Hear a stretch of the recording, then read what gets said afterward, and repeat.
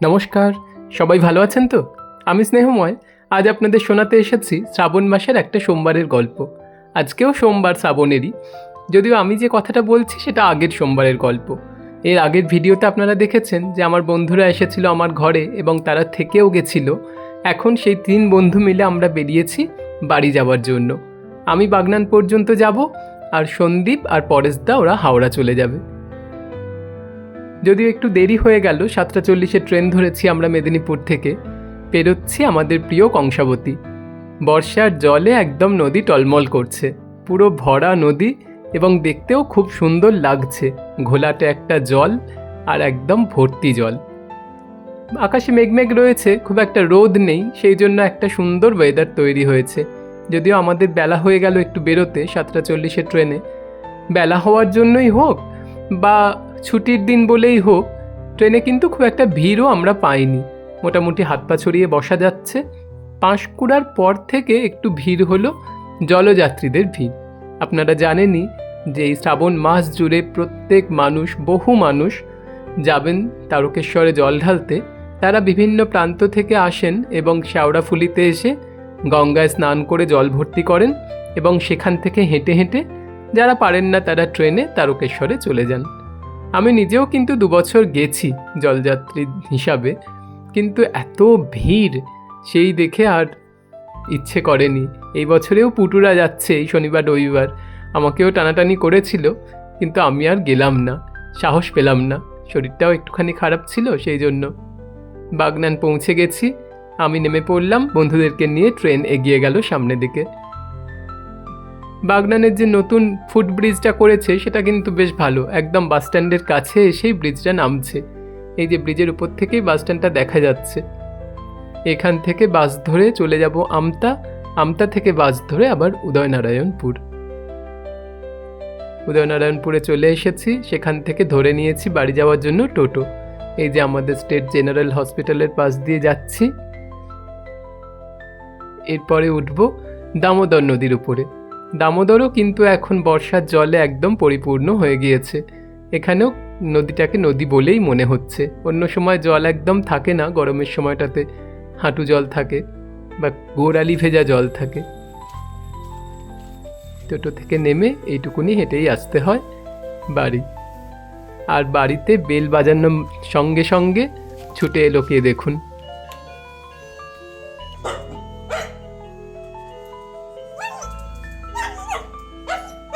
পারলে গেটটা ভেঙেই বেরিয়ে চলে আসে, আর তার আওয়াজ শুনে আরও 2 জন বাইরে থেকে। দেখ কি অবস্থা, বাইরে 2 জন, ভেতরে 1 জন।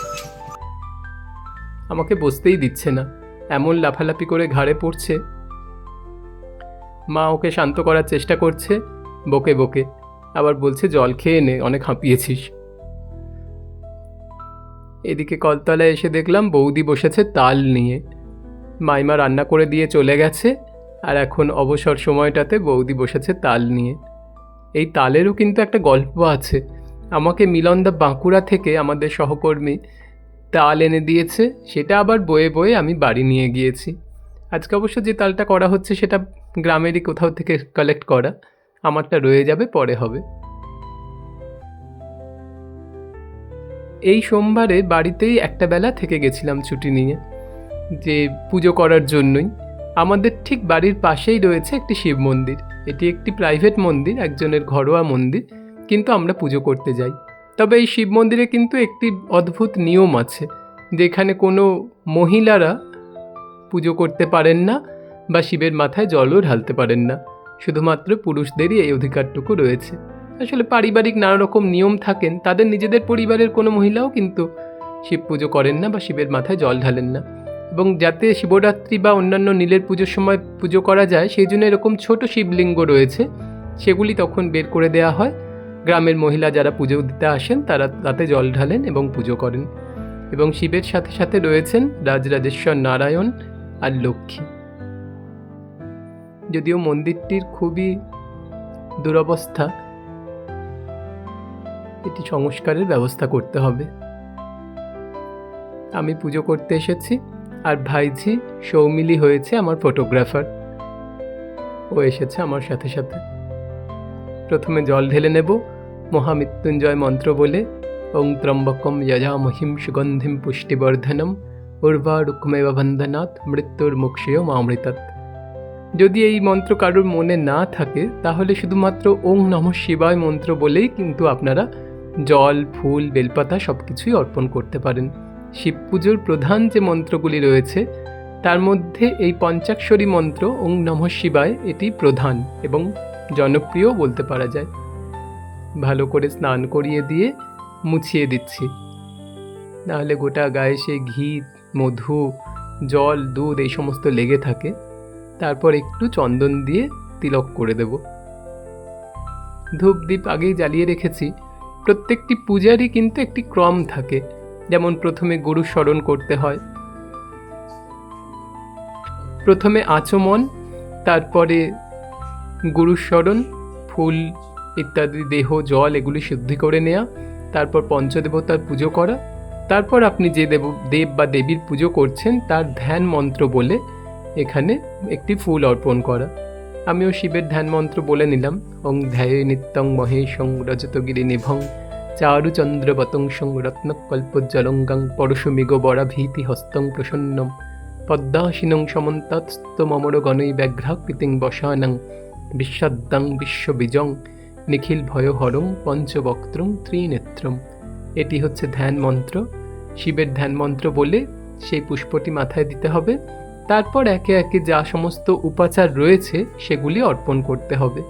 এমনিতে সাধারণভাবে আমরা পঞ্চ উপচারে পুজো করতে পারি। সেই পঞ্চ উপাচার হচ্ছে গন্ধ, যেগুলি সবার ঘরে থাকে। প্রথমটি হচ্ছে গন্ধ, মানে চন্দন, সাদা চন্দন, গন্ধ, তারপর পুষ্প, তারপর বিল্বপত্র, তারপর ধূপ, দীপ এবং নৈবেদ্য। এই 5টি জিনিস। এটি দিলেই কিন্তু ভগবান খুশি হন। অনেক কিছু বিশাল দেওয়ার দরকার নেই। সেরকমভাবেই পরপর আমিও নিবেদন করছি। প্রথমে সচন্দন পুষ্প, গন্ধ, তারপর বিল্বপত্র বা বেলপাতা, তারপর ধূপ দেখাবো, দীপ দেব, পুষ্প যেহেতু শিবকেও দিলাম, গৌরীপট্টের উপরে একটি জবা ফুল দিলাম। শিবের মাথায় লাল ফুল বা জবা ফুল দিতে নেই, তাকে সমস্ত সাদা ফুল। আমার এখানে অবশ্য আমি ধুতুরা বা আকন্দ কোনোটাই পাইনি, সেই শুধু কলকে আর টগরই ভরসা। আকন্দর মালা কিনে আনা হয়েছে, সেটা দেয়া হচ্ছে। এরপর ধূপ, দীপ, তারপর নৈবেদ্য।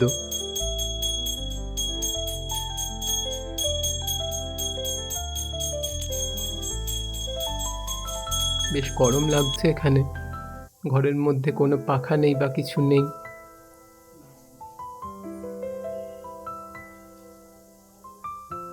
শিবের পুজোর পর যিনি নন্দী রয়েছেন তাকেও একটি ফুল দিয়ে দিতে হবে, তাকেও খুশি করতে হবে। এবং তারপরে অন্যান্য দেবদেবী যারা আছেন তাদেরকেও দিতে হবে। এখানে যেহেতু নারায়ণ আছে, আমি নারায়ণকেও একটু ফুল আর তুলসী দেব, মা লক্ষ্মীকেও দেব। তাছাড়া দুর্গা, শীতলা, মনসা এরকম যারা গ্রাম্য দেবদেবী থাকেন তাদের নাম করে করেও একটুখানি ফুল দিয়ে দিতে হবে। তারপর প্রণাম। ওং শিবায় শান্তায় কারণত্রয় হেতবে নিবেদয়ামি চাত্মানং ত্বং গতি পরমেশ্বর। আমার মন, আত্মা সব কিছুই তোমাকে দিয়ে দিচ্ছি, পরমেশ্বর তুমি একমাত্র গতি। এই বলে প্রণাম করে আজকের মতন পুজো শেষ। শ্রাবণ মাসের সোমবারগুলো বিভিন্নভাবে পুজো করি। যখন মেদিনীপুরে থাকি তখন সামনাসামনি কুইকোটা কালী মন্দির বা সিদ্ধেশ্বরী কালী মন্দিরে গিয়ে শিবের মাথায় জল ঢেলে আসি। আর বাড়িতে থাকলে পরে বাড়ির পুজো তো আছেই, তার সাথে সাথে এই পাশের বাড়ির মন্দিরে গিয়েও পুজো করে আসি। বৌদি বাড়িতেই পুজো করে ফেলেছে আগে, তারপর আমি এসে আর একবার বাড়িতেও পুজো করলাম। যেহেতু মহিলারা পুজো করতে পারেন না, সেই জন্য বৌদির বাড়িতেই ভরসা, এখানেই সুন্দর করে পুজো করে নিয়েছে। চলুন, আপনাদেরও সারাদিনটা খুব ভালো কাটুক ভগবান শিবের কৃপায়। আজ এই পর্যন্তই। খুব তাড়াতাড়ি ফিরবো আর একটি নতুন ভিডিও নিয়ে। ততক্ষণ সবাই খুব ভালো থাকবেন। ধন্যবাদ। হর হর মহাদেব।